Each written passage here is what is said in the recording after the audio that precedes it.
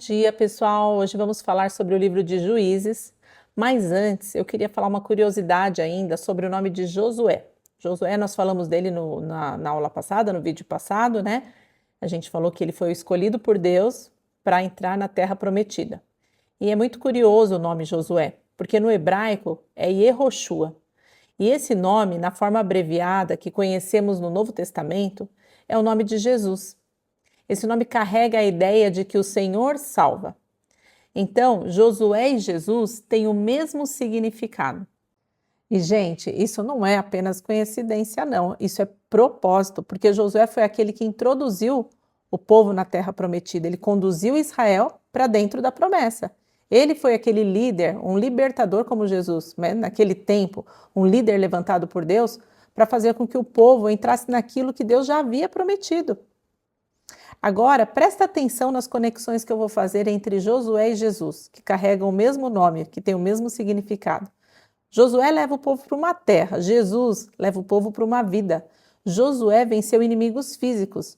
Jesus já é aquele que vence o pecado, a morte e o inferno. Josué abriu caminho para uma herança terrena. Jesus abre caminho para nós para uma herança eterna. E aqui está o ponto mais profundo. Mesmo depois que Josué conseguiu fazer com que o povo entrasse na Terra Prometida, o povo ainda se perdeu. E é exatamente aqui, é sobre isso que vai falar o livro de Juízes, que começa o livro de Juízes mostrando a desobediência, porque entrar na promessa não significa permanecer nela.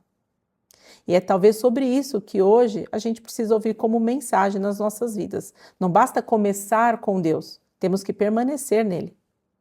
Então agora sim, é hora que nós vamos começar a estudar o livro de Juízes e entender o que aconteceu quando o povo que já experimentou Deus resolve viver do seu próprio jeito. Sobre a autoria do livro de Juízes, não é declarada diretamente no texto bíblico, ou seja, o livro em si não mostra claramente quem o escreveu, mas a tradição judaica atribui ao profeta Samuel. Juízes começa exatamente com a morte de Josué. Isso já tem um peso enorme, porque Josué foi o líder, né, desse povo que conduziu eles para a Terra Prometida. Com a morte dele, começa a surgir a pergunta: e agora? Quem vai liderar esse povo? O povo israelita ainda vivia na Terra Prometida, mas não como um reino unido. Eles viviam de forma tribal, né, com tribos espalhadas em regiões diferentes, com ameaças locais, sem uma liderança central estável. A gente vê um povo cercado por vizinhos hostis, tentando existir na Terra Prometida sem perder sua identidade e falhando repetidas vezes. O povo consulta o Senhor para saber quem deve subir primeiro contra os cananeus. Isso mostra que, pelo menos no começo, ainda existe uma consciência espiritual, porque eles buscam a Deus antes de agir. No versículo 2, o Senhor responde que vai subir primeiro Judá. E isso também tem um significado, porque Judá vai ganhando um destaque na história bíblica. Ele começa bem, mas não termina tão bem assim. No início, Judá chama Simeão para lutar junto e eles derrotam os cananeus e os ferezeus. Há vitórias, avanços e movimento. Mas o capítulo vai mostrando uma verdade dolorosa. Israel começou a conquistar, mas não terminou a tarefa. Esse é o grande tema do capítulo. Eles vencem algumas batalhas, tomam algumas cidades, derrotam alguns inimigos, mas não expulsam todos os povos da terra como Deus havia ordenado. Tinha que eliminar todos os povos daquela terra. E essa meia obediência vai se tornar um veneno espiritual no livro inteiro. Juízes não quer mostrar heróis isolados, e sim um desmoronamento progressivo de Israel. Porque aos poucos Israel se mistura em alianças de casamento, adoração com esses outros povos que restaram, que eram para ser eliminados e não foram. No capítulo 2, a gente vê que essa geração que é levantada não conhece o Senhor. E aí eles fazem o que é ruim aos olhos do Senhor, né? Esses juízes aparecem não como juízes em tribunal, né, no sentido moderno que a gente conhece, magistrados. Eram líderes levantados por Deus para que nos momentos de crise eles exercessem funções diferentes, desde governos até resolver guerras, discernimentos e libertações. O primeiro juiz que aparece é Otiniel. A história dele é curta e direta. Israel se afasta, Deus o entrega na mão de um rei estrangeiro, o povo clama ao Senhor, se arrepende, clama, daí o Espírito de Deus vem sobre Otiniel, ele vence e a terra tem um descanso por muitos anos. Otiniel é quase um modelo padrão do que deveria ser um juiz na época, mas a gente vai ver que ele ainda foi a melhor versão dos outros que estão por vir. Logo em seguida, temos o juiz Eude, um juiz canhoto, que fez com que ele escondesse a espada onde ninguém esperava, favorecendo ele a matar Eglon, o rei de Moabe, onde, ironicamente, vemos um inimigo aparentemente poderoso cair por meio de um juiz improvável. Com isso, Israel derrota os moabitas. Depois temos Sangar, que é um juiz que derrota os filisteus com uma guilhada de bois. A mensagem aqui é que Deus agia em lugares diferentes, com instrumentos diferentes, sem depender de um único líder. Então chegamos em Débora, que foi uma juíza, profetisa, que julga Israel, e tem Baraque como seu comandante, que está sob liderança dela, e ela o convoca para derrotar Sísera. Baraque hesita, pede para Débora que vá com ele, e ela concorda, mas já avisa que a honra será dada a uma mulher. A batalha acontece, Deus entra em cena, o exército do inimigo desorganiza e Sísera entra numa tenda, a tenda de uma mulher chamada Jael, que o reconhece, manda ele descansar e espera ele dormir. Quando ele dorme, ela mata ele com uma estaca de tenda. A narrativa seguinte vem com a história de Gideão. Esse aparece escondido, com medo dos midianitas, malhando o trigo, quando um anjo do Senhor aparece para ele e o chama de valente guerreiro. E ele, com muitas dúvidas e incertezas até da sua própria capacidade, coloca o Senhor à prova. E Deus lhe dá sinais. Deus vai conduzindo esse homem medroso e assim ele derruba o altar de Baal, faz o que Deus mandou, reduz um exército enorme de homens para apenas 300 homens, que com tochas, trombetas, cântaros, cerca o acampamento inimigo e os confunde os midianitas, que com um barulho começam a guerrear entre si. Aqui Deus faz isso para mostrar que a vitória e a glória é somente dele. Gideão, no final, se recusa a ser rei, ele fala que a honra e a glória é somente ao Senhor, mas erra quando ele cria uma vestimenta sagrada que se torna, no final, um centro de idolatria para os israelitas. Ou seja, um libertador usado por Deus acaba deixando uma armadilha espiritual. Depois de Gideão vem Abimeleque, seu filho, um juiz que não é levantado por Deus, um homem cuja a história é marcada por ambição, violência, liderança corrompida. Ele mata seus irmãos, só deixa um vivo, mas porque foge, Convence os líderes de Siquém a apoiá-lo, usa o dinheiro de Baal para contratar homens violentos, se autoproclama rei de Israel, mas sem a aprovação de Deus. Gravemente ferido por uma mulher, uma pedrada de uma mulher, ele pede para que seu escudeiro o matasse, para que o povo não soubesse que ele morreu por uma mulher.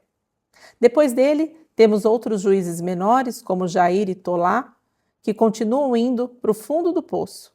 Em seguida, entramos em Jefté, uma figura trágica, filho de uma prostituta, um homem rejeitado pelos irmãos, expulsos de casa. Ele é procurado pelos anciãos quando os amonitas ameaçam Israel. Ele aceita, mas lembra todo do desprezo que ele sofreu, porque ele conhece a história de Israel, ele argumenta bem, tenta negociação, só que antes dele ir para a batalha, ele faz um voto tolo para Deus, que se ele vencesse, ele daria em holocausto a primeira pessoa que viesse recebê-lo na porta de sua casa. E ele vence, e quem vem é sua filha, celebrando com tamborins, e ele então tem que cumprir o voto, rasga suas vestes angustiado e cumpre esse voto, que para alguns deixa entender que foi matá-la mesmo, para outros, muitos entendem que for ela viver sem poder se casar. Fica uma dúvida nessa leitura.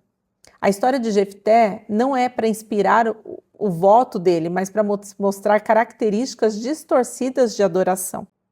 Depois passamos por alguns juízes menores até chegar em Sansão. Sansão foi um juiz de Israel levantado por Deus para libertar o povo da opressão dos filisteus. Ele nasceu de forma milagrosa, Sua mãe era estéril, um anjo anunciou seu nascimento. Ele seria um nazireu desde o ventre, que quer dizer separado para Deus. O que isso significava? Que ele não podia cortar o cabelo, não podia beber vinho, não tocar em coisas impuras. Sua força não vinha do físico, vinha do Espírito de Deus sobre ele. Sansão realizou seus feitos de forma impressionante. Matou um leão com as suas próprias mãos, derrotou 1000 homens com uma queixada de jumento, arrancou os portões da cidade de Gaza e levou embora. Ele era instrumento de Deus, mesmo com um caráter instável. A gente vê que ele era uma pessoa impulsiva. O grande ponto fraco dele era o coração. O maior problema de Sansão não era a falta de força, era a falta de domínio próprio. Ele se envolveu com mulheres erradas, especialmente Dalila. Dalila foi usada pelos filisteus para descobrir o segredo da sua força. E Sansão entrega. O seu segredo estava na consagração a Deus, representada pelo seu cabelo. Dalila corta o cabelo de Sansão enquanto ele dorme, o espírito do Senhor sai de Sansão e ele foi preso, ficou cego e humilhado. No fim da vida, quando seu cabelo começou a crescer novamente, ele clamou a Deus para ter força por uma única vez, para acabar com os filisteus, e derrubou as colunas dos templos dos filisteus. Ali ele matou mais homens na sua morte do que na sua própria vida, porque ele morre junto. Então a gente vê que Sansão foi um homem escolhido por Deus, com uma força descomunal que ninguém conseguia explicar, mas esse mesmo homem que venceu exércitos não conseguia vencer a si mesmo. Sua história não é só sobre força, é como a falta de vigilância pode derrubar até os homens que são chamados por Deus. E ainda assim, no final, Deus ouviu a sua oração. Em seguida, vamos ver os capítulos que do livro de Juízes são um dos trechos mais fortes e sombrios e impactantes de toda a Bíblia. Eles mostram o nível do caos espiritual em que Israel havia chegado. E tudo gira em torno de uma frase que se repete. Naqueles dias não havia rei em Israel. Cada um fazia o que parecia certo aos seus próprios olhos. Essa frase se repete toda hora no livro de Juízes. E aí vem essas duas histórias, né? A história de Mica, né? E da mulher esquartejada, que são colocadas no final do livro de Juízes justamente para mostrar até onde o povo chegou sem Deus no centro. Elas não são só relatos, são um espelho do caos espiritual. Na primeira história, Mica é um homem que rouba dinheiro da sua mãe. Depois devolve e a mãe transforma o dinheiro em um ídolo de prata. Mica cria um templo dentro de casa. Contrata um levita como sacerdote particular. Ou seja, ele mistura Deus com idolatria. Depois, a tribo de Dan passa por lá, rouba o ídolo e o sacerdote e tudo, e cria o seu próprio sistema religioso falso. O problema aqui é que cada um cria sua própria religião, mistura verdade com erro, usa Deus como instrumento pessoal. É uma fé sem verdade e sem obediência. E enfim, uma das histórias mais trágicas da Bíblia, né? Da mulher esquartejada, uma das histórias mais pesadas. O que acontece? Um levita da tribo de Benjamim viaja com sua concubina, param na cidade de Gibeá e homens da cidade cercam a casa com intenções perversas. E ele, para se proteger, entrega sua concubina. Ela é abusada a noite toda e morre. No dia seguinte, como uma forma de protesto, ele pega o corpo, corta em 12 partes e distribui para as tribos de Israel. E as tribos dizem que nunca viram coisa assim em Israel.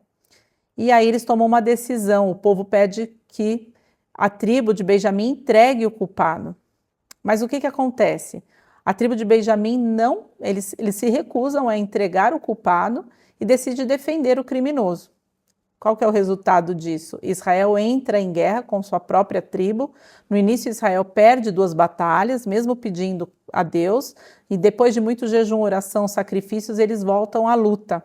E aí eles vencem a batalha e Deus entrega Benjamim nas mãos deles. E aí, pessoal, o livro de Juízes se encerra por aqui, com essa história de uma vitória triste.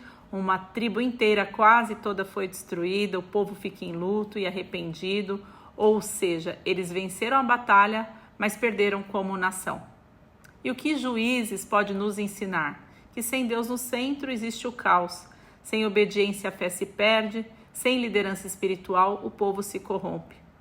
Força não substitui caráter e que o maior problema nunca foi o inimigo de fora, mas o coração do próprio povo. Que Deus abençoe vocês, deixe seu like, curta o canal E o próximo vídeo nós vamos voltar com o livro de Ruth, tá bom? Deus abençoe e até!